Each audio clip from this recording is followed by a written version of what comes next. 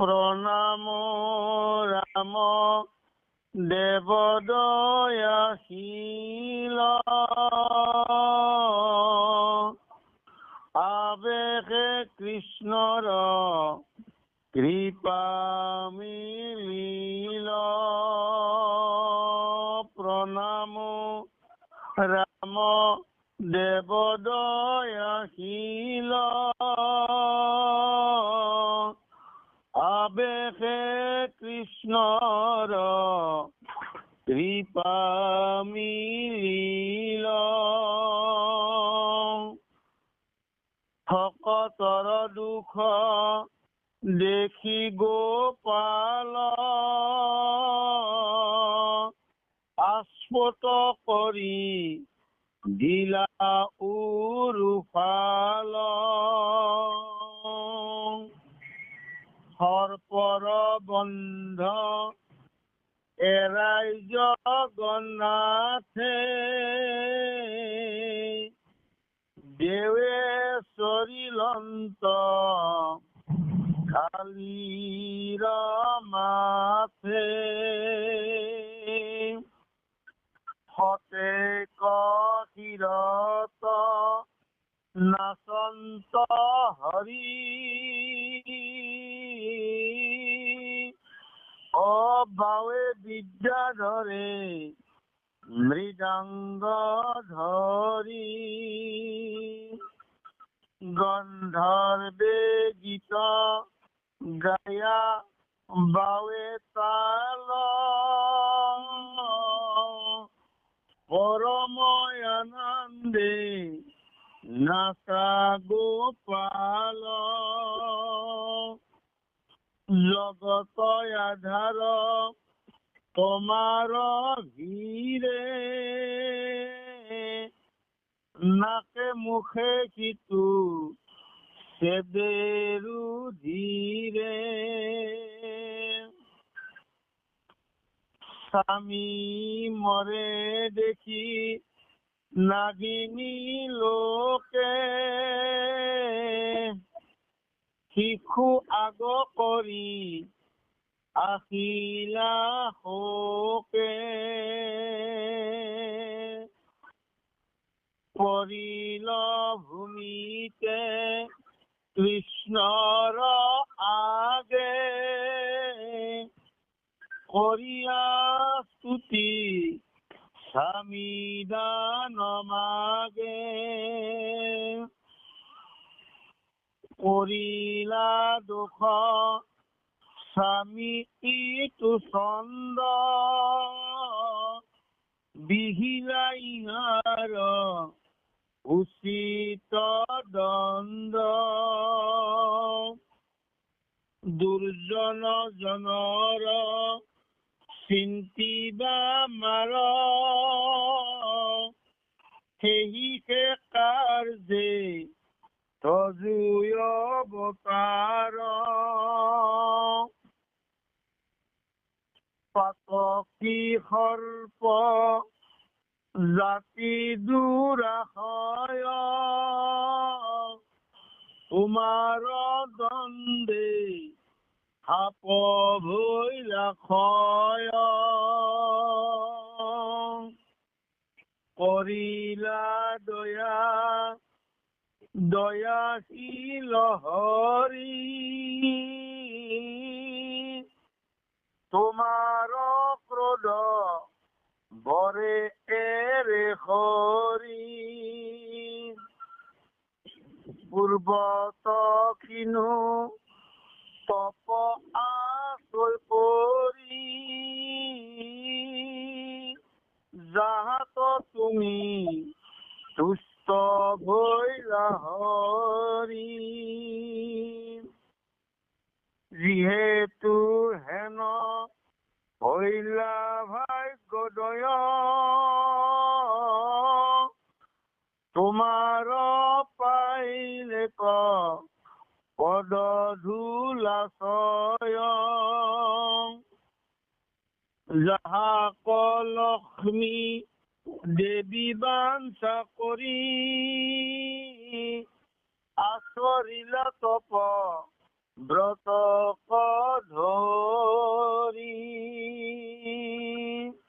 কৃষ্ণ জয় গুৰু শংকৰ সমস্ত কালীনগৰ সমস্ত পত্নী বিলাকে শিশুবিলাকক আগত লৈ এনেদৰে স্তুতি কৰিলে কি বুলি প্ৰণাম ৰাম দেৱ দয়াশীল আবেহে কৃষ্ণ কৃপা মিলিল। তেওঁলোকৰ স্বামীয়ে যে কৃষ্ণৰ কৃপা পালে তেওঁলোকৰ অনুভৱ হল। কিয় অনুভৱ হল এই কথাখিনি কলে যি লক্ষ্মীৰ পদধূলি পোৱাৰ কাৰণে সদায় তপ ব্ৰত কৰিছিল আৰু সেই পদধূলি আজি তোৰ স্বামীয়ে পালে এই কথাখিনি তেওঁলোকে অনুভৱ কৰিছে পত্নীবিলাকে আৰু কলে হে জগত হে দয়াশীল স্বামী জগত ঈশ্বৰ পৰম ব্ৰহ্ম আমি জানিলো কাৰণ যিহেতু তো সৰ্প জাতি মহাক্ৰূৰ নাজানি যি দোষ কৰিছিল আমি জানিলো তেওঁ ইয়াৰ উচিত শাস্তি পালে এই বুলি অনেক স্তুতি আৰম্ভ কৰিলে। ইয়াত এটা ডাঙৰ কথা আছে যোৱাকালি কথাখিনি কৈছিল কেনেদৰে ভগৱন্ত কৃষ্ণই তেওঁৰ লগৰীয়া গৰু গৰক্ষ The person you are speaking with has put your call on hold. Please stay on the line. आप जिस व्यक्ति से बात कर रहे हैं उसने आपकी कॉल को होल्ड पे रखा है। कृपया लाइन पर बने रहें। আপুনি কথা পাতি থকা ব্যক্তিগৰাকীয়ে আপোনাৰ কলটো হোল্ডত থৈছে। অনুগ্ৰহ কৰি লাইনত থাকক। কৃষ্ণ আৰু লগতে কালীনগৰ যি দম্ভ এই দম্ভ বিনাশ কৰাৰ কাৰণে এয়া ভগৱন্তৰ এইটো লীলা। ভগৱন্তই সকলো সহ্য কৰে কিন্তু এটাই সহ্য নকৰে দম্ভ। আৰু তাতকৈ ডাঙৰ কথা এই কালিয়া দমনৰ পৰা আমি ল'ব লগা কেইটামান দিশ আছে। তো প্ৰথম কথা হ'ল ভগৱন্ত কৃষ্ণই যমুনাৰ দুই পাৰে তো 12খন বন আছিল 12খন বনতে ভগৱন্ত কৃষ্ণই লগৰীয়াবিলাকক লগত লৈ গৰু চাৰিছিল। যমুনাৰ মাজেৰে বৈ গৈছে মথুৰা ৰাজ্যৰ মাজেৰে যমুনা নদী বৈ গৈছে। তাৰ দ্বাৰা আমাক এটা ডাঙৰ জ্ঞান দিলে এই মথুৰা মানে হল আমাৰ এই দেহটোক বুজাইছে। দেহটোৰ মাজেৰে আমাৰ জীৱন যমুনাটা সদায় বৈ আছে। এই জীৱন যমুনাৰ এটা পাৰত আছে কংসৰ ৰাজ্য কংসৰ ৰাজধানী আৰু আনটো পাৰ আছে যমুনাৰ কৃষ্ণৰ পৰম ভক্ত গোপ গোপীসকল নন্দ ৰজাকে আদি কৰি। তাৰ দ্বাৰা দেখুৱাইছে আমাৰ যেনেকৈ বছৰটোৰ দুটা ভাগ উত্তৰায়ণ দক্ষিণায়ন ঠিক তেনেকৈ আমাৰ শাস্ত্ৰ যেনেকৈ আগম আৰু এটা নিগম ঠিক তেনেকৈ আমাৰো এই জীৱন যমুনাৰ দুটা পাৰত দুই ধৰণৰ লোক থাকে। এফালে আছে কৃষ্ণৰ পৰম ভক্ত বিলাক আনফালে আছে মহাপাপী কলিৰ প্ৰতীক কংস যিয়ে নেকি নিজৰ পিতৃক বন্দী কৰি ৰাজপাত খোৱা যিয়ে নেকি নিজৰ এটা ছটা ভাগিনক শিলত আচৰি জীৱন লোৱা যিয়ে নেকি মৃত্যুক জয় কৰিব পৰা বিচৰা যাৰ মনৰ ভাৱ এই ভাববিলাক দেখুৱাইছে আমাক। আমাৰো যে জীৱন নদীৰ দুটা পাৰত আমি দুই ধৰণৰ মানুহ থাকো মানে এই কথাখিনি প্ৰথম দেখুৱালে। 2 নম্বৰতে এইটো কালীনগৰ সৰ্পৰ দংশন লগতে ভগৱন্তৰ ডাঙৰ কৃপা সেইকাৰণে ইয়াত দয়াশীল বুলি ক'লে। আৰু লগতে এটা ডাঙৰ কথা ইয়াত ক'লে যেতিয়া ভগৱন্তই কালিক দমন কৰাৰ কাৰণে তেওঁৰ শিৰত উঠি নৃত্য কৰিছিল আৰু তেতিয়া কালীনগৰ মুখেৰে অনাপাৰ ৰুধিৰ বৈ গৈছিল আৰু তেতিয়াই কালীনগৰ পত্নীবিলাকে তেওঁলোকৰ শিশুবিলাকক আগত লৈ আহি কৃষ্ণৰ চৰণত পৰি কান্দি কান্দি এই প্ৰাৰ্থনা জনাইছিল প্ৰভু তুমি দয়াশীল আমাক সংবিধান দিয়া আৰু এইকাৰণে কৃপা মিলিলে বুলি ক'লে আবেহে কৃষ্ণৰ কৃপা মিলিল এইকাৰণে ক'লে কাৰণ কৰিয়া দয়া দয়াশীল হৰি তোমাৰ ক্ৰোধ ধৰে এৰে হৰি পৰ্বত কিনো তপ আশ্ৰয় কৰি যাহাতো তুমি তুষ্ট হইলা হৰি। আমাৰ স্বামীয়ে নিশ্চয় পূৰ্বত কিবা তপ কৰিছিল যাৰ কাৰণে আপোনাৰ চৰণ ধূলি পাবলৈ সক্ষম হৈছে যি তপ জপ কৰিও যাক পোৱা নাযায়, যাৰ পদসেৱা পোৱা নাযায়, সেই পদধূলি আজি মোৰ স্বামীৰ শিৰত পৰিছে। নিশ্চয় পূৰ্ব জন্মত ইয়াৰ কিবা পুণ্য কাম কৰিছিল কাৰণে আজি স্বামী এইখিনি পাবলৈ সক্ষম হৈছে। প্ৰভু আমি জানিলো। তেতিয়া পূৰ্বতেনো কি পুণ্য কৰিছিল আমি সেই বিষয়ে এটা চমুকৈ কথাখিনি নিবেদন কৰিছো। কাৰণ কালি আগৰ জন্মত চন্দ্ৰধ্বজ ৰজা আছিল। ৰজাবিলাকৰ আগৰ এটা নিয়ম আছিল, বছৰত এবাৰ হলেও হৰিণ চিকাৰ কৰাৰ কাৰণে সৈন্য সামন্তলৈ তেওঁলোকে বছৰত এবাৰ হলেও হৰিণ চিকাৰ কৰিবলৈ যায়। এইটো ৰজাৰ নীতি। আৰু তেনেদৰে এদিনাখন চন্দ্ৰধ্বজ ৰজাইও সৈন্য সামন্ত সকলোবিলাক লগত লৈ হৰিণ চিকাৰ কৰিবলৈ ওলাল। আৰু গোটেই দিনটো হৰিণ চিকাৰ কৰি এটাও হৰিণ নাপালে সন্ধিয়া হল। শাস্ত্ৰত এটা নিয়ম আছে, যদি চিকাৰ কৰিবলৈ গৈ চিকাৰ নাপায়, ঘূৰি অহা নিয়ম নাই। পুনৰ ৰাতি তাত নিবাস কৰি আকৌ পিছদিনা চিকাৰ কৰিব লাগিব। চিকাৰ পালে অহা এটা নিয়ম। ৰজাও সেই নিয়ম উলংঘন নকৰিলে। ৰজা সৈন্যবিলাকক কলে, ৰাতিটো যিহেতু আমি কটাবই লাগিব, এটা ভাল ঠাই নিৰ্বাচন কৰা, যাতে আমি সকলোৱে আনন্দমতে এই ৰাতিটো কটাব পাৰো। আৰু তেতিয়াই ৰজাৰ আদেশ পায়, চন্দ্ৰধ্বজ ৰজাৰ আমাৰ আদেশ পাই কি কৰিলে, সৈন্যবিলাকে এটা ধুনীয়া ঠাই বিচাৰি ললে। লাহে লাহে ৰাতি হবলৈ ধৰিলে। যিমানে ৰাতি হবলৈ ধৰিলে তেওঁলোকে অনুভৱ কৰিলে দুৰ্গন্ধই এনেকৈ ঠাইটোৰ পৰা ছানি ধৰিলে যেন উশাহ নিশাহ লবলৈ টান লগা হল। ৰজাই আচৰিত মানিলে, ইমান ধুনীয়া বতাহ বলি আছিল, নিৰ্মল বায়ু, কিন্তু হঠাৎ কিয় পৰিৱেশ এনেকুৱা হল। ৰজা সৈন্যবিলাক আদেশ দিলে, এই গন্ধটো কৰ পৰা আছে, উৎসটো কৰ, যদি বেয়া বস্তু আছে তোমালোকে যোৱা, তাৰপিছত দূৰত থৈ আহা, কাৰণ ৰাতিটো কটাব লাগিব, ৰাতি ক'ত যাম। এইবিলাক আদেশ পাই, ৰজাৰ আদেশ পাই, চক্ৰধ্বজ ৰজাৰ আদেশ পাই কি কৰিলে, সৈন্যবিলাকে গৈ গৈ দেখিলে এজন ঋষিৰ গাৰ পৰাই দুৰ্গন্ধটো ওলাই আছে। আৰু তেওঁলোকে যিহেতু ৰজাৰ আদেশ দূৰত থৈ আহিব লাগিব, তেওঁলোকে ডাংকলাকৈ লৈ সেই ঋষিজনক দূৰলৈ লৈ গৈ আছিল। কিন্তু ইমান দুৰ্গন্ধ, যত নেকি উশাহ লবলৈ তেওঁলোকে অতিষ্ঠ হৈ গৈছিল। আৰু কেতিয়ানো হাতৰ পাই সৰি পৰিল গমকে নাপালে। পৰাৰ লগে লগে ঋষিৰ ধ্যানভগ্ন হল আৰু চকু মেলি চাই কলে, তোমালোক কোন? বোলে আমি ৰজাৰ সৈন্য, ৰজাই আপোনাক আদেশ দিছে আপোনাক দূৰ কৰি থোৱা, কাৰণ আপোনাৰ গাৰ পৰা দুৰ্গন্ধ, কাৰণ এই অৰণ্যত আমাৰ ৰজাই আজি ৰাতিটো কটাব। বোলে কোন? বোলে চক্ৰধ্বজ ৰজা। বোলে তেতিয়াহলে তোমালোকৰ গাত বাৰু দুখ নাই, যিহেতু তোমালোকে আজ্ঞাবাহী। আৰু সেই ৰজাক মই আজি অভিশাপ দিলো, তেওঁৰ জলান্ধৰ বেমাৰ হওক এইবুলি ঋষি অভিশাপ দিলে। জলান্ধৰ মানে হল এই পেট ফুলাই গঙা টোপৰ নিচিনা পেটটো ডাঙৰ হৈ যোৱা। লগে লগে ঋষিৰ অভিশাপে ৰজাক ক্ৰিয়া কৰিলে, উশাহ নিশাহ লব নোৱাৰা হল। ৰজাই আৰু স্বীকাৰ কৰা নহল, ৰাজ্যলৈ ঘূৰি আহিল। বিভিন্ন কবিৰাজ লগালে, কিন্তু কোনো কবিৰাজেই তেওঁক সুফল নিদিলে। যেন দিন নাযায় ৰাতি নোপুৱাই ৰজাৰ এনেকুৱা এটা অৱস্থাত আহিল, ৰজা যেন জীয়াই থকাটোৱে টান হৈ পৰিল। আৰু এদিনাখন দেৱৰ্ষি নাৰদ তেওঁৰ ৰাজ্যত উপস্থিত হল। ৰজাই ভাবিলে কিজানি মোৰ আজি সুদিন মুকলি হল, এই বুলি কান্দি কান্দি নাৰদৰ আগত সমস্ত ঘটনাটো কলে।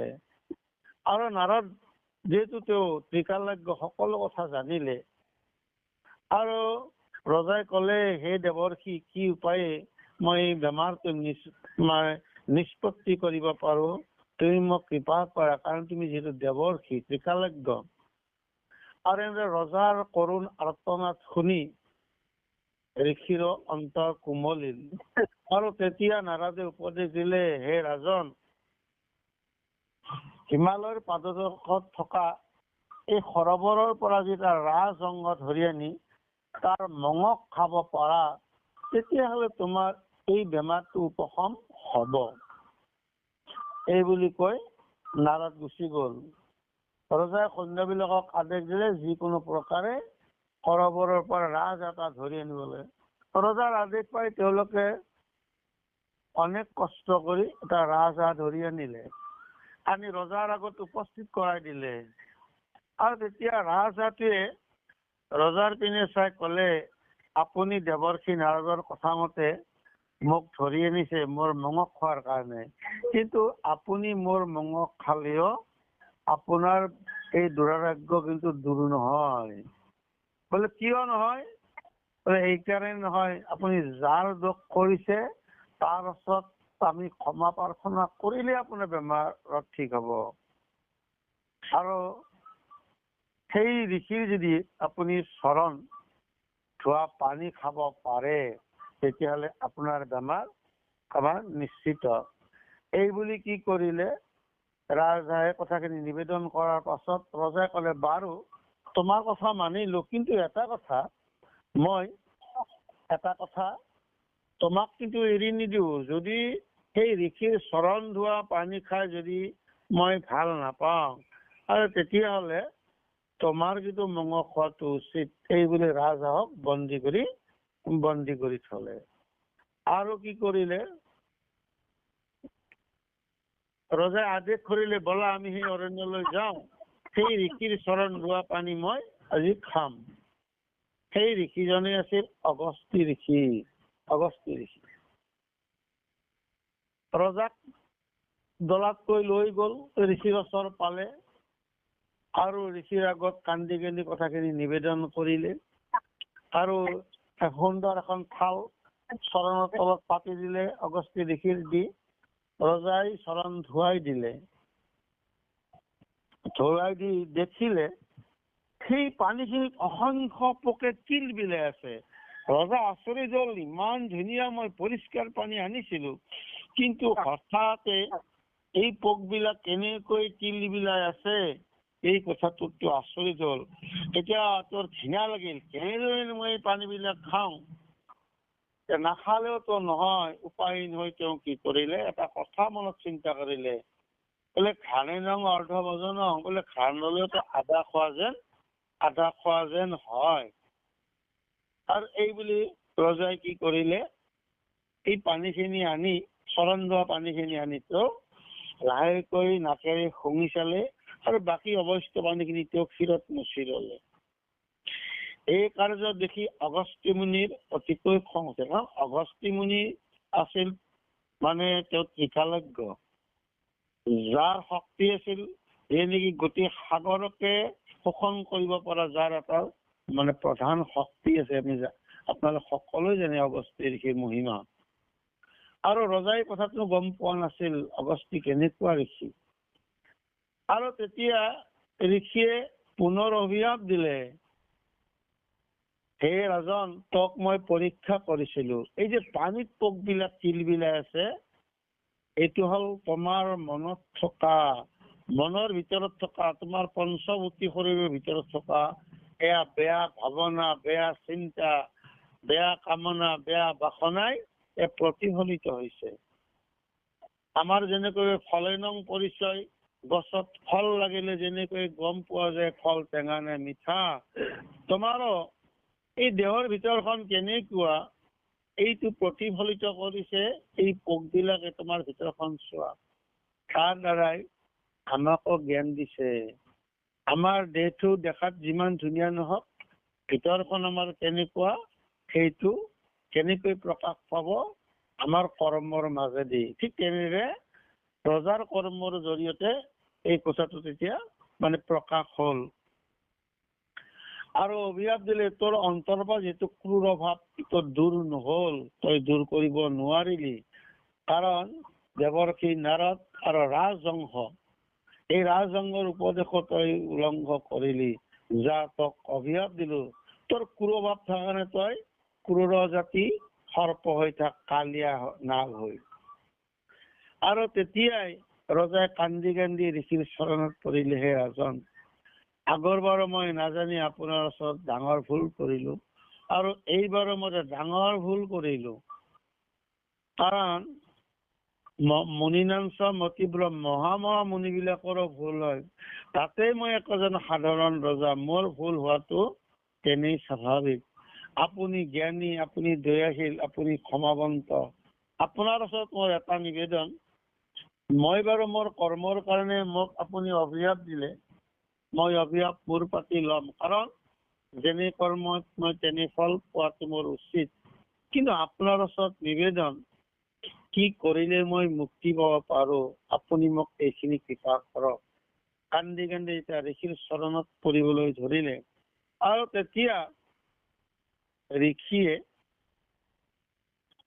কলে, হে ৰাজন, তোক আশীৰ্বাদ কৰিলো, যা তই যমুনাৰ নিকটত হ্ৰদত কালি নাগ হৈ নিবাস কৰি থাকিবি। আৰু কৃষ্ণ অৱতাৰত যেতিয়া কৃষ্ণই অৱতাৰ ধাৰণ কৰিব, আৰু তেতিয়াই দৈৱক্ৰমে সেই কালিৰ নাগৰ বাষ্প পানী খাই সেই গৰু গৰক্ষাবিলাক, কৃষ্ণৰ গৰু গৰক্ষাবিলাক যেতিয়া মৃত পাই হব, খঙতে কৃষ্ণই তোৰ শিৰত যেতিয়া উঠিব, কৃষ্ণৰ পদধূলি পোৱাৰ লগে লগে তই মুক্ত হব পাৰিবি। সেইবুলি তেওঁক আশীৰ্বাদ দিলে। আৰু সেই কথাখিনিকে কালিৰ পত্নী বিলাকে এই কাৰণে কথাখিনি নিবেদন কৰিলে। কি বুলি নিবেদন কৰিলে? পূৰ্বতে কিনো তপ আশ্ৰয় কৰি জাত তুষ্ট ভৈলা হৰি, যিহেতু হেন ভৈলা ভাগ্যদয়, তোমাৰ পাইলে ক পদ ধূলা ছয়, যাহাৰ লক্ষ্মী দেৱী বাঞ্ছা কৰি, আচৰিলা তপ ব্ৰতক ধৰি। নিশ্চয় আমাৰ ভাগ্যদয় উদয় হৈছে, কাৰণ তোমাৰ পদধূলি এই যে পালে, কিয় পালে? কাৰণ আগৰ জন্মত নিশ্চয় কিবা পুণ্য কৰিছিল, যাৰ কাৰণে পদধূলি পালে। আৰু যি লক্ষ্মীয়ে মোৰ এই পদধূলি পোৱাৰ কাৰণে তপ ব্ৰত কৰিছিল, আৰু সেই তপ ব্ৰতৰ সমস্ত ফল আজি আমাৰ স্বামীয়ে নিশ্চয় লাভ কৰিব পাৰিছে। সেই বুলি অনেক স্তুতি নতি কৰিবলৈ ধৰিলে। কোনে? আমাৰ কালি নাগৰ পত্নী বিলাকে। ইয়াৰ পাছতনো কি কয় কৃষ্ণ?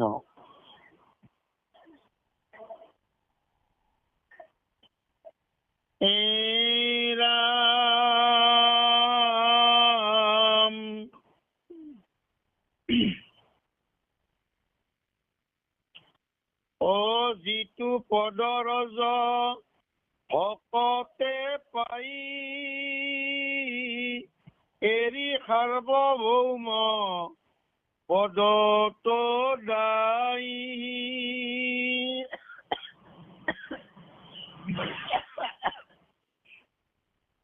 স্বৰ্গ ব্ৰহ্ম পদ নকৰৈ বাঞ্ছা, ও নকৰন্ত যোগ সিদ্ধি ক ইচ্ছা।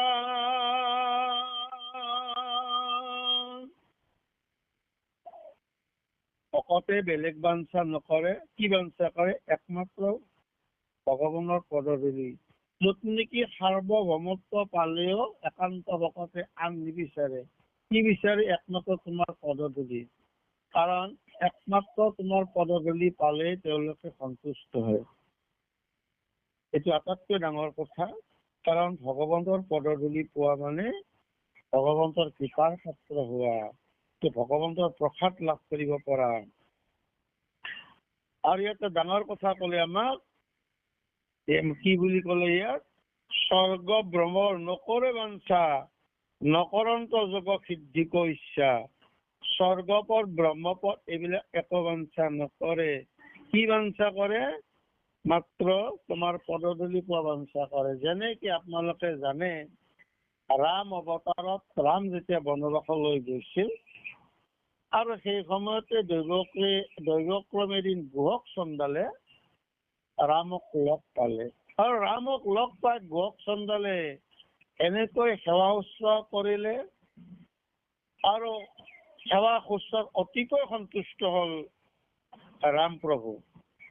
আৰু গুহক ক'লে, গুহক তোমাৰ ভক্তি, তোমাৰ শ্ৰদ্ধা, তোমাৰ কৰ্ম, তোমাৰ আতিথ্যত সঁচাকৈ মই সন্তুষ্ট হৈছো। কোৱা কি বৰ লাগে প্ৰভু, আপোনাক সেৱা কৰিব পৰাকৈ মোৰ আটাইতকৈ ডাঙৰ সৌভাগ্য। আপোনাক যে মই সেৱা কৰিব পাৰিছো, মোৰ এই আটাইতকৈ মোৰ বেলেগ বৰ প্ৰয়োজন নাই। নহয়, তুমি কিবা এটা বৰ লোৱা, তুমি কিবা এটা বৰ ললেহে মই মনত বৰ সন্তুষ্ট পাম। বাৰে বাৰে কোৱাৰ পিছত তেতিয়া গুহক চন্দ্ৰে কৈছিল, প্ৰভু সঁচাকৈ যদি আপুনি মোক বৰ দিব বিচাৰিছে, এই বৰকে দিয়ক, জনমে জনমে যাতে আমাৰ পদ সেৱা কৰিব পাৰো। আৰু তেতিয়া অন্তৰ্যামী ৰামে গুহক চন্দ্ৰক ক'লে, ইয়াত দ্বাপৰ যুগত মই যেতিয়া কৃষ্ণৰ অৱতাৰ ধাৰণ কৰিম আৰু তেতিয়া তুমি উগ্ৰসেন ৰজা হৈ জন্মগ্ৰহণ কৰিবা আৰু মই কংসক বধ কৰি আনি তোমাক কাৰাগাৰৰ পৰা মুক্ত কৰি তোমাক মথুৰাৰ ৰজা পাতিম আৰু মথুৰাত মই 14 বছৰ পৰা 98 বছৰ হৈ থাকিম। এইখিনি সময় তুমি মোক সদায় তোমাৰ ৰাজ্যত লগ পাবা আৰু পদসেৱা কৰিবলৈ সুবিধা পাবা। একান্ত ভকতে বেলেগ নিবিচাৰে, কি বিচাৰে? একমাত্ৰ ভগৱন্তৰ পদ সেৱাটোহে বিচাৰে।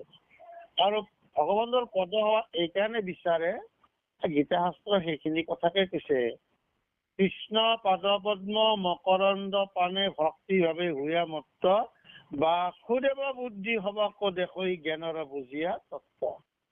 কৃষ্ণ পাদ পদ্ম যদি আমি মকৰন্দ বা মধু পান কৰিব পাৰো আৰু তেতিয়াহ'লে জগতৰ সমস্তকে বাসুদেৱ বুদ্ধিটো আহিব। বাসুদেৱ বুদ্ধি মানে সমস্ত ভূততে আছে মই হৰি সবাক মানিবা বিষ্ণু বুদ্ধি কৰি, এই বিষ্ণু বুদ্ধিটো তেতিয়া আহিব কেতিয়া? কৃষ্ণ। সেইকাৰণে মাধৱদেৱৰ ভাষাত আমাৰ জীৱন সামফল কৰিবলৈ হলে ভগৱানৰ পাদ পদ্মত আমি সদায় আশ্ৰয় ল'ব লাগে। বোলে হৰিচৰণত শৰণ দিলো, মানৱী জনম সামফল কৰিলো। সেইকাৰণে স্বৰ্গপদ ব্ৰহ্মপদ এইবিলাক বাঞ্ছা নকৰে আৰু নকৰন্ত যোগ সিদ্ধি ইচ্ছা আৰু যোগ সিদ্ধিকো তেওঁলোকে ইচ্ছা নকৰে। কি ইচ্ছা কৰে? একমাত্ৰ তেওঁৰ চৰণ সেৱা কৰাৰ কাৰণে। মক্ষতয় অভিলাষ নাহি হৰি তোমাৰ চৰণ ৰেণুক এৰি পুৰ পৰম ক্ৰোধী হুয়া কুৰমতি হেন পদ ধূলা পাইলে কপতি। হে প্ৰভু, আমি আৰু মুখ্যকো বাঞ্ছা নকৰো, যিহেতু আপোনাৰ এই পদৰ ৰেণু পাইছো, তাৰ বাহিৰে আমাক আৰু একো নালাগে। আৰু তাতকৈ ডাঙৰ কথা, আমাৰ স্বামী ক্ৰোধী আৰু ক্ৰূৰমতি, তথাপিও যে আপুনি কৃপা কৰি আপোনাৰ পদধূলি যে আমাৰ প্ৰতীক দিলে, এইটোৱে ডাঙৰ কথা। ভগৱানৰ পদধূলি পোৱা, ভগৱানক পোৱা। তাক এইকাৰণে নিবিচাৰে, ভগৱানক পালে সকলোবিলাক পায়, একো নাপাওঁছে। অ ৰাম কৃষ্ণ নাম অমৃত সাগৰে যিটো জনে কৰে কেলি ঋণ সমদেশে ইটো মহাজনে মুকুতি কঠোৱে ঠেলি। কৃষ্ণৰ নামত যিবিলাকে ঠেলি কৰি থাকে, কৃষ্ণ সাগৰত যিবিলাকে ডুব গৈছে, যিবিলাকে কৃষ্ণ ভক্তিত অনবৰত ৰসত ৰসিত হৈ আছে, তেওঁলোকে মুখ্য অভিলাষ কেতিয়াও নকৰে। আৰু প্ৰভু, আমি নিশ্চয় বুজি পালো আপুনি কৃপা কৰিলে, কাৰণ আমি কৃষ্ণৰ কৃপা মিলিল, এতিয়াহে আপোনাৰ যে কৃপা মিলিলে সঁচাকৈ আমি গম পালো। নপান্ত ব্ৰহ্মা আদি দেৱ যাক হেন জানি নাথ ৰাখা ইহাক চৰণে প্ৰণাম হুয় সন্তোষ বাৰে আৰু মৰসি দোষ। ব্ৰহ্মায়ো য'ত নেকি আপোনাৰ এই পদে পায়। হে প্ৰভু, হে জগন্নাথ, এইবাৰ স্বামীৰ প্ৰাণ আমি ৰাখা, কাৰণ এইবাৰৰ কাৰণে আপুনি আপোনাক মৰিখন কৰক প্ৰভু। এই বুলি কাটৰ অনুৰোধ কালি নগৰ পত্নীবিলাকে তেওঁলোকৰ শিশুবিলাক আগত ৰাখি এনেদৰে ভগৱানক স্তুতি কৰিছিল। আটাইতকৈ ডাঙৰ কথা হ'ল বিপদ অহাটো ডাঙৰ কথা নহয়, কিন্তু বিপদত ভগৱন্তৰ ওচৰত শৰণাপন্ন হ'ব পৰা আটাইতকৈ ডাঙৰ কথা। অশ্বত্থামাই যেতিয়া ব্ৰহ্মাস্ত্ৰ নিক্ষেপ কৰিছিল উত্তৰ গৰ্ভলৈ, আৰু উত্তৰাই দেখিলে তেওঁলোকৰ বংশ আৰু নৰয়, নিজতো প্ৰাণ নৰয়, বংশও নৰয়, আৰু তেতিয়াই লগে লগে উত্তৰাই ভগৱন্তৰ পাদপদ্মত লগে লগে শৰণাপন্ন হৈছিল। আৰু তেতিয়াই ভগৱন্তই ভকত বৎসল ভগৱন্তই কৌমুদকী গদাৰী গৰ্ভত প্ৰৱেশ কৰি ব্ৰহ্মাস্ত্ৰ নিবাৰণ কৰিলে, লগতেই উত্তৰাৰ গৰ্ভত থকা পৰীক্ষিতক ভগৱন্তই দৰ্শন দিলে। আৰু সেইকাৰণে তেওঁৰ এটা নাম হ'ল বিষ্ণুৰাত, আনটো নাম হ'ল পৰীক্ষিত। এয়া কিহৰ কৃপা লাভ কৰিলে? মাতৃয়ে বিপদৰ সময়ত কৃষ্ণক অনুভৱ কৰিব পৰাটো, জগতৰ ঈশ বুলি বুজি পোৱাটো, ভুল কৰাটো ডাঙৰ কথা নহয়, ভুল কৰি অনুতাপ কৰিব পৰা তাতকৈ ডাঙৰ কথা হ'ল ভগৱান যে সৰ্বশক্তিমান মাৰাব্দেও ৰহাত গোবিন্দ গোবিন্দ গোবিন্দ গোবিন্দ ৰাম মুৰাৰী অনন্ত কোটি ব্ৰহ্মাণ্ড হৰি অধিকাৰী। এটা কথা আমি সদায় অনুভৱ কৰিব লাগে। সেইকাৰণে এই কালিৰ পত্নীবিলাকে যেনেকে অনুভৱ কৰিলে, কাৰণ মোক জন্ম দিলে বেলেগে, নাম থলে মোক বেলেগে, তুলি তালি ডাঙৰ দীঘল কৰিলে মোক বেলেগে, শিক্ষা দীক্ষাও দিলে মোক বেলেগে, আৰু এদিন মই বিয়াও কৰালো মই বেলেগকে, আৰু মৰাৰ পাছত নিব মোৰ এই শৰীৰটো বেলেগে। মোৰ নিজৰ বুলিবৰ কি থাকিল? এই জগতত মোৰ বুলিবৰ আচলতে একোৱেই নাই। সেইকাৰণে যশোদাই 14 বছৰ লালন পালন কৰি কৃষ্ণক যে বান্ধিব পৰা নাছিল, কাৰণ যশোদাই সদায় দুটা ভাবিছিল, মই যশোদা নন্দৰ ৰাণী, আৰু মোৰ পুত্ৰ কৃষ্ণ জগত ঈশ্বৰ বুলি অনুভৱ হোৱা নাছিল। আৰু এতিয়া কিন্তু কালিৰ নাগৰ পত্নী বিলাকৰ কিন্তু অনুভৱ হ'ল তেওঁ জগত ঈশ্বৰ। আৰু এই ভাৱটো তাৰা আমাক কি দিলে কালিৰ নাগৰ পত্নী বিলাকৰ দ্বাৰাই, আমিও এনেদৰে কালিৰ নাগৰ পত্নী বিলাকৰ নিচিনাকৈ ভগৱন্তৰ ওচৰত যেতিয়া প্ৰাৰ্থনা জনাম, ভগৱন্তক তেওঁ দিন দুখহাৰী, তেওঁ দয়াশীল, তেওঁ কৰুণাৰ সাগৰ, নিশ্চয় আমাক যে কৃপা কৰিব, আৰু যে কৃপা কৰে, আৰু ভগৱন্তৰ যে দুষ্টক দমন শান্তক পালন, আৰু ভগৱন্তৰ এটা ডাঙৰ কথা, পূৰ্ব জন্মৰ যিটো ভক্তি, এই ভক্তি মানে তেওঁ কৃপা কৰে। লগতে অগস্ত্য ঋষিৰ যিটো আশীৰ্বাদ, এই আশীৰ্বাদ পূৰণ, আৰু লগতে ৰজাৰ যিটো মুক্তি, কৰ্মৰ ফল, কৰ্মৰ সেইকাৰণে ফল আমাৰ তিনিটা, আৰব্ধ, অনাৰব্ধ, প্ৰাৰব্ধ। এই কাৰ্যৰ দ্বাৰা আমাক কি দিলে?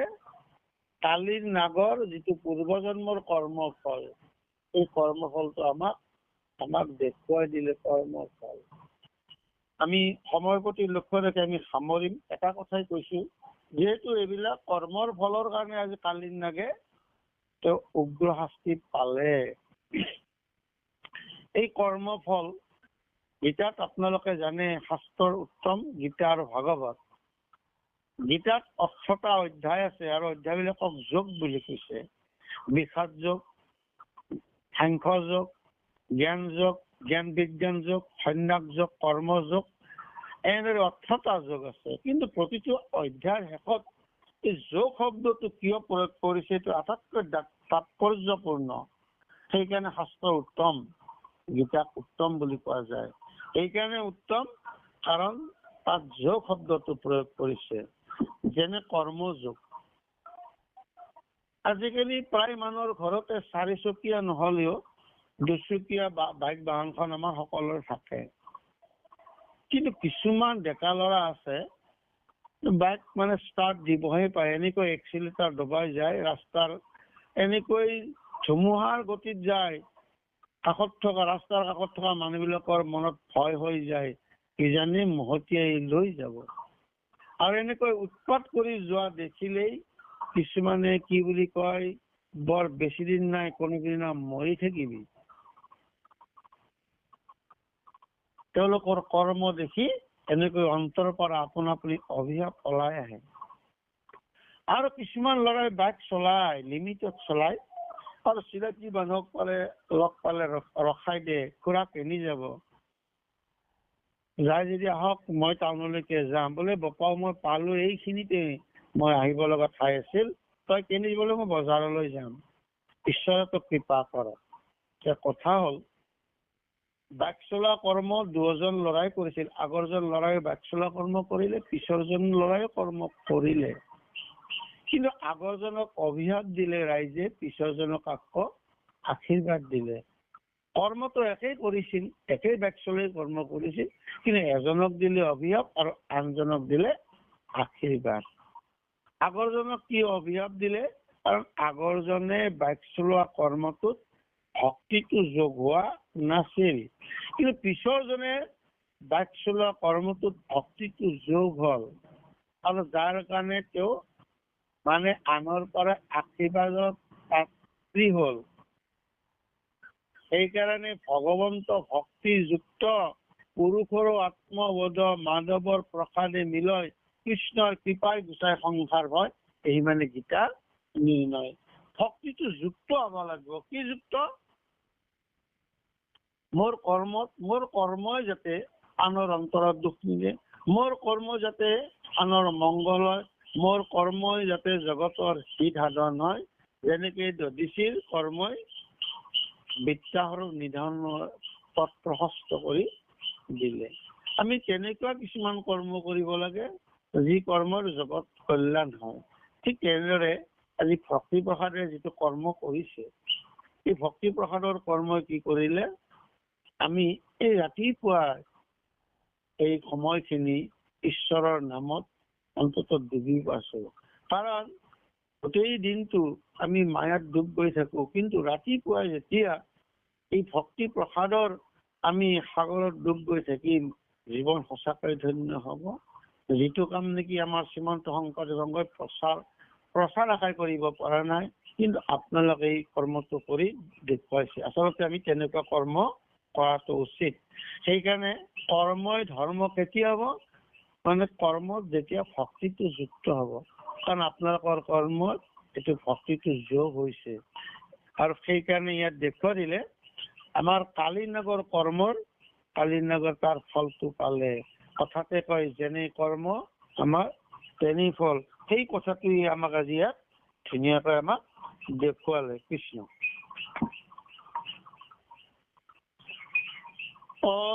কৰি দয়া প্ৰভু এৰৈ প্ৰাণ, ঐ অনাথাশ্ৰীক দিও স্বামী দান, কৰিলৈ অনেক স্তুতি ভকতি, শুনি তুষ্ট হইলা জগত পতি। এনেদৰে কালীনগৰ স্ত্ৰীবিলাকে অনেক স্তুতি কৰিলে, প্ৰভু দয়া কৰা, স্বামীৰ জীৱন দান দিয়া, এনেকে অনেক স্তুতি কৰিলে। আৰু এই স্তুতি শুনি জগতপতি জগন্নাথ ভগৱন্তই সন্তুষ্ট হল। কিয়? কাৰণ ভগৱন্ত ভকত বৎসল, ভগৱন্তই বেলেগ নিবিচাৰে, তেওঁ বিচাৰে কি বিচাৰে? গুণতে লুবুধ গুণ মাধৱ। তুমি প্ৰভু নিৰ্গুণ, গুণৰ সীমা নাই, ভগৱন্তৰ কোনো গুণ নাই, তথাপিও তেওঁ গুণাতীত যদিও তেওঁৰ গুণ গালে ভগৱন্তই বৰ সন্তুষ্ট পায়। আৰু সেইকাৰণে তেওঁ তুষ্ট হৈ গল কিহত স্তুতি কৰিছিল কালিয়াৰ সমস্ত পত্নীবিলাকে। আটাইতকৈ ডাঙৰ কথা, ভগৱন্তই কিহেৰে সন্তুষ্ট একমাত্ৰ ভকতিত, মানৱ ৰখাত আনন্দত হবে মিছা ভক্তিৰ অভাৱে। সেইকাৰণে এই ভাবক ভাই ভজ ভগৱন্ত ভক্তি হয়, ভগৱন্তক ভজিয়া পৰম গতি হয়। এই ভগৱন্তক ভজিলে যে পৰম গতি লাভ কৰিব পাৰি, এইটো ইয়াত দেখুৱালে। আৰু ভগৱন্তক নভজি চলেও জমত হয়। ভগৱন্তক যিবিলাকে নভজে এইবিলাকে জমপুৰি লৈ গতি কৰে। সেইকাৰণে আমাৰ গতি দুটা, এটা ঊৰ্ধ্বগতি এটা অধোগতি। ভক্তিত ঊৰ্ধ্বগতি হয় আৰু অভক্তিত আমাৰ তললৈ গতি কৰে। এই কথাটো আমাক ধুনীয়াকৈ দেখুৱালে। আৰু তাতকৈ ডাঙৰ কথা, আমাৰ কালিয়া নাগৰ পত্নী বিলাকৰ যিটো ভক্তি, স্বামীৰ প্ৰতি যিটো সেৱা দেখুৱালে। স্বামীক ৰক্ষা কৰাৰ কাৰণে তেওঁলোকে কেনেকৈ সেৱা কৰিছিল, স্বামীৰ কাৰণে কেনেকৈ ভগৱন্তক স্তুতি আৰু নীতি কৰিলে, এইটো দেখুৱালে। কাৰণ পত্নী বিলাকৰ স্বামী ভক্তি কেনেকৈ হব লাগিব, কাৰণ এগৰাকী নাৰীৰ গাত থাকিবলগীয়া গুণবিলাক ইয়াত দেখুৱাইছে। আমি দেখাত নাৰী হলে নহব, আমাৰ গুণবিলাকো ঠিক হব লাগিব।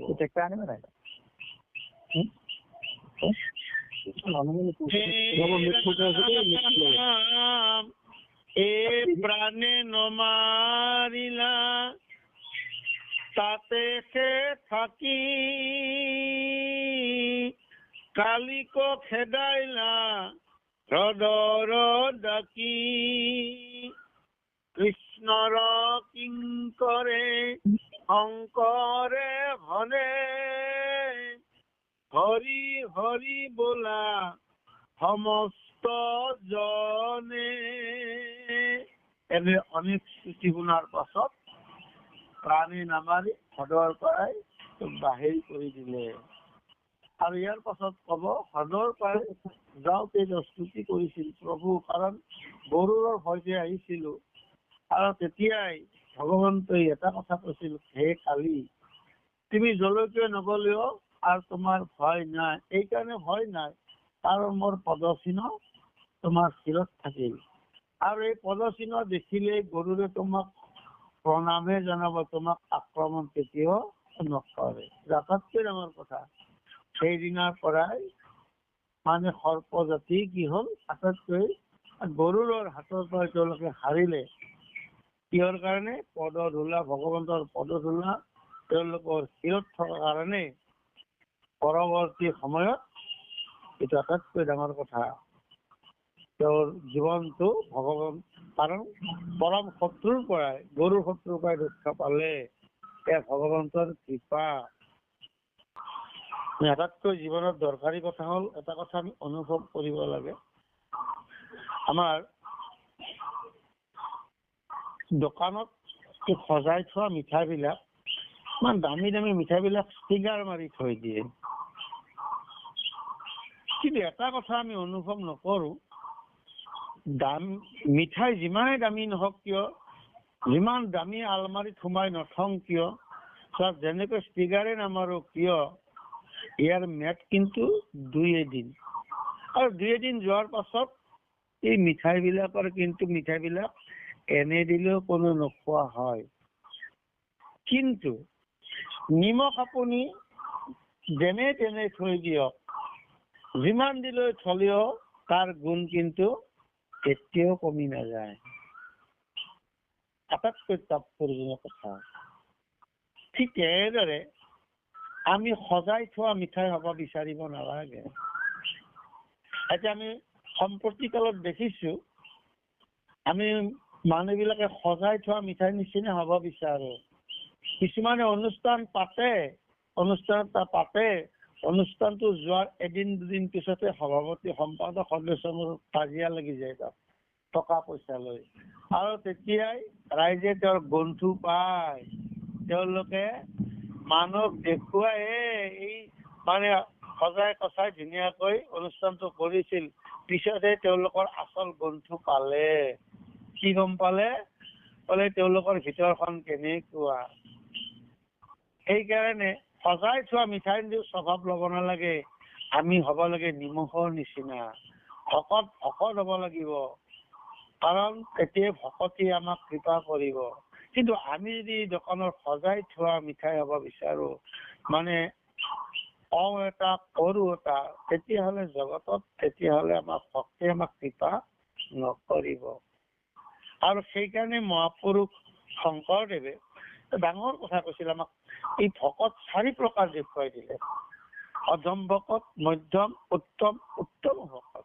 সেইকাৰণে আমাক ক'লে উত্তম ভকত হ'ব লাগে। উত্তম ভকতে ক'লে যত জীৱ জংগম কীট পতংগম অগ নগ জগত এৰি কায়া, সকলোকে এক দৃষ্টিৰে এটাৰ দৰ্শন কৰে। আটাইতকৈ ডাঙৰ কথা। আৰু শেষত আমাৰ এটা অনুভৱ হয়, আটাইতকৈ ডাঙৰ অনুভৱ হয়, সাম্প্ৰতিক কালত আমি আজিকালি শিক্ষাই দীক্ষাই বহুত পৰিৱৰ্তন হ'ল। জ্ঞান বিজ্ঞান প্ৰযুক্তিবিদ্যাই মংগল গ্ৰহত যাবলৈ আমি মানে যো-জা কৰিছো। তাতকৈ ডাঙৰ কথা কৰা হৈছে কিছুমানে, মানে মাক দেউতাকে লিখা উপাধিবিলাক নিলিখে, বেলেগ উপাধিবিলাক লয়। কাৰণ আজিকালি উপাধিটো পৰিৱৰ্তন কৰাটো ডাঙৰ কথা নহয়। কোৰ্টত এফিডেভিট কৰিলে আমি উপাধিবিলাক পৰিৱৰ্তন কৰিব পাৰো, এইটো সহজ কথা। আজিকালি বহুতে তেনেকুৱা উপাধি পৰিৱৰ্তন কৰিলে।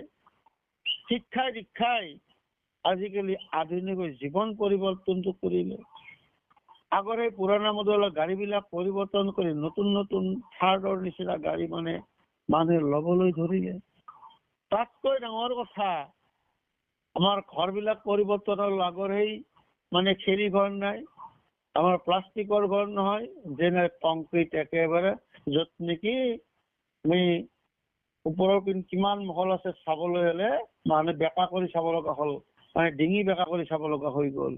মানে ইমান পৰিৱৰ্তন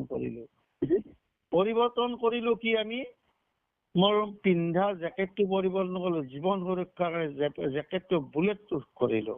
এতিয়া কথা হ'ল, মই মোৰ উপাধিটো পৰিৱৰ্তন কৰিলো, শিক্ষা দীক্ষা পৰিৱৰ্তন কৰিলো, মানে গাড়ীখন পৰিৱৰ্তন কৰিলো, ঘৰ পৰিৱৰ্তন কৰিলো, পিন্ধা জেকেটটো পৰিৱৰ্তন কৰিলো। তথাপিও পৰিয়ালত, তথাপিও সমাজত, তথাপিও দেশত কিয় বাৰু শান্তি নাই? দেখিছে নহয়, আমাৰ ইৰাণ ৰাছিয়াৰ মাজত কেনেকৈ যুদ্ধ হৈ আছে। এইবিলাক সভ্য দেশ বুলি আমি সদায় কৈ আহিছো। তথাপিও আমাৰ কিয় শান্তি নাই? কাৰণ মইতো গোটেই পৰিৱৰ্তন কৰিলো। কাৰণ উপাধি পৰিৱৰ্তন কৰিলো, শিক্ষা দীক্ষা পৰিৱৰ্তন হ'ল, আমাৰ ঘৰ পৰিৱৰ্তন কৰিলো, গাড়ী পৰিৱৰ্তন কৰিলো, জীৱন সুৰক্ষাৰ কাৰণে কি জেকেটটো মই বুলেট প্ৰুফ পৰিৱৰ্তন কৰিলো। তথাপিও শান্তি নাই। কাৰণ এইবিলাক পৰিৱৰ্তনেৰে কিন্তু জীৱনত, সমাজত, ৰাষ্ট্ৰত শান্তি নাই। যদিহে আমি আমাৰ বেয়া স্বভাৱবিলাক পৰিৱৰ্তন কৰিব নোৱাৰো, তেতিয়ালৈকে জীৱনত কোনেও শান্তি লাভ কৰিব নোৱাৰে। আৰু এই বেয়া স্বভাৱবিলাক পৰিৱৰ্তন কৰাৰ কাৰণে আমাক লাগে সাধুৰ সংগ। আৰু এই সংগটো আমাৰ কেইবাটাও অনুষ্ঠানত দিছে। আৰু তাৰ ভিতৰত আমাৰ এই ভক্তি প্ৰসাদ এটা অনুষ্ঠান, যিটো সংগত আমি বহু সুদূৰ, কিমান দূৰৰ পৰাই আজি আমি উৰিষ্যাৰ পৰা একেবাৰে মানে আজি সংযোগ হৈ আমি একেলগে সাধুৰ সংগ আমি লাভ কৰিব পাৰিছো। ইয়াতকৈ ডাঙৰ কথা আমাৰ নাই। সেইকাৰণে ভগৱন্তৰ ওচৰত প্ৰাৰ্থনা জনাইছো। কাৰণ যেনগ্নি আকাংক্ষাত ধৰি কৰে চাই, পাপীয় নিষ্ঠাৰ পাই সাধুৰ সংগ পায়। ৰাতিপুৱাই এনেদৰে সাধুৰ সংগত আমি লাভ কৰিব পৰাটো জীৱনৰ আটাইতকৈ ডাঙৰ কথা। ভকতৰ পদধূলি পোৱা, ভকতৰ আশীৰ্বাদ পোৱা, মানে ভকতৰ লগত আমি মনৰ আমি ভাৱ প্ৰকাশ কৰিব পৰা, এইটো আটাইতকৈ ডাঙৰ সৌভাগ্যৰ কথা। আৰু এই সৌভাগ্য মানে উদয় হোৱাৰ যিটো আপোনালোকে প্ৰয়াস কৰি দিলে তাৰ কাৰণে আপোনাৰ ওচৰত আমি সঁচাকে ঋণী হৈ থাকিলো। জয় গুৰু শংকৰ। বহুদিন আপোনালোকৰ মাজলৈ আমি আহিব পৰা নাছিলো। ভাগৱতত আমি অনুষ্ঠানত আমি থকাৰ কাৰণে ঈশ্বৰে আমাক আজি কৃপা কৰিলে, আপোনালোকে কৃপা কৰিলে। আৰু আপোনালোকে দিয়া দায়িত্বভাগী পালন কৰিবলৈ যাওঁতে আমাৰ যদি কৰবাত অপৰাধ সমস্ত অপৰাধৰ মাৰ্জনা বিচাৰি আমি শেষৰ ফালে আহিছো, সামৰিছো। এ ৰাম এ প্ৰাণে নমাৰিলা তাতে হে থাকি, ও কালিক খেদাইলা হ্ৰদৰ ডাকি, কৃষ্ণৰ কিংকৰে শংকৰে ভনে, হৰি হৰি বোলা সমস্ত জনে, হৰি ৰাম ৰাম ৰাম। জয় ৰাম।